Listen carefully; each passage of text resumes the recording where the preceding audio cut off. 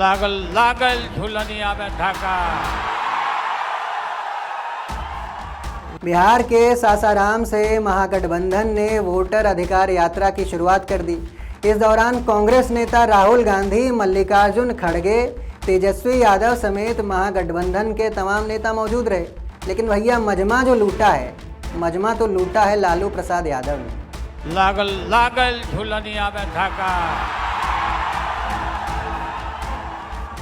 नमस्कार, आप देख रहे हैं नव भारत लाइव और हम हैं आपके साथ अनिकेत कुमार झा।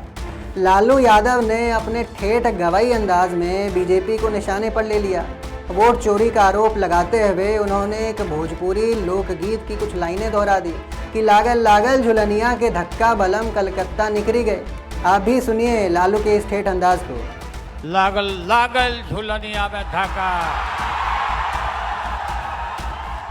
लागल लागल झुलनिया में धक्का बलम कलकत्ता चला। आप सबको बहुत बहुत धन्यवाद। हाँ, ये वही लाइन है जिससे लालू यादव अपने विरोधियों को धकिया देते हैं। मतलब कि वो अपने विरोधियों को ऐसे धक्का देंगे कि वो चुनावी मैदान में बहुत पीछे छूट जाएंगे। और लालू यादव मुख्तलिफ मंचों से ये लाइन दोहराते रहते हैं, लेकिन इसका अर्थ बस इतना भर नहीं है। आखिर भोजपुरी लोक में इस गीत का संदर्भ क्या है और कैसे इसमें बिहार के प्रवासी समाज की गहरी पीड़ा छिपी है, सब समझेंगे, सब बताएंगे आपको। इस भोजपुरी लोकगीत की गहराई में भी जाएंगे और लालू यादव काहे बार बार इसका इस्तेमाल कर देते हैं, पूरा धागा खोल के बताएंगे आपको। लेकिन इस गीत के अर्थ की गहराई में जाने से पहले इसके प्रयोग की राजनीति समझिए। यात्रा थी सासाराम में, जो कि भोजपुरी बेल्ट है। खुद लालू यादव गोपालगंज से आते हैं, उनकी मातृभाषा भोजपुरी है और वो भोजपुरी लोकगीतों के रसिक हैं। और इससे बढ़कर लोगों से कनेक्ट करने के लिए वो अक्सर लोक की भाषा, यानी लोगों की अपनी भाषा, उनके किस्से और मुहावरों का इस्तेमाल करते हैं। उनके भाषण में सोरठी, बृजभार और लोरिकायन जैसे लोक में प्रचलित कहानियों का भी जिक्र होता है, जिससे वोटर इमोशन के धरातल पर उनके साथ सीधे जुड़ सके। अब इसको सासाराम के सामाजिक समीकरण से भी समझते हैं। यहाँ पिछड़ी, दलित और मुसलमान आबादी की बहुलता है।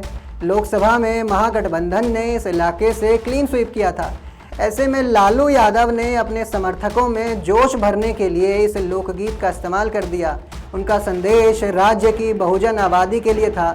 लालू का संदेश था कि इस बार एनडीए को ऐसा धक्का देना है कि वो राज्य की सत्ता से बाहर हो जाए।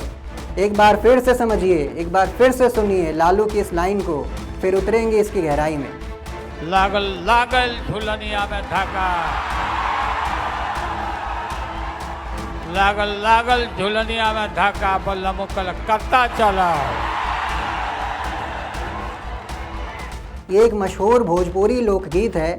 भोजपुरी या फिर किसी भी भाषा के लोक में कुछ रचनाएं एक पीढ़ी से दूसरी पीढ़ी को हस्तांतरित होती हैं, जो कि आमतौर पर वाचिक परंपरा का हिस्सा होती हैं।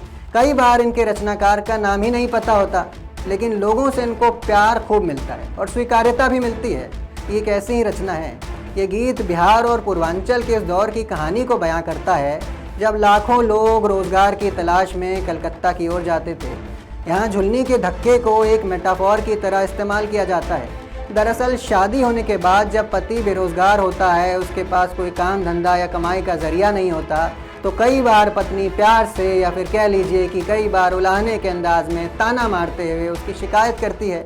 अब गृहस्थी का पहिया खींचने के लिए कुछ तो करना पड़ेगा और नौकरी की चल रही थी बड़ी दिक्कत, रोजगार था नहीं, इसलिए मजबूती में पति को कलकत्ता जैसे महानगरों की ओर जाना पड़ता है। यानी पत्नी के ताने, मतलब झुलनी के धक्के ने पति को कमाने और जिम्मेदारी निभाने के लिए मजबूर कर दिया। मतलब कनेक्शन समझिए।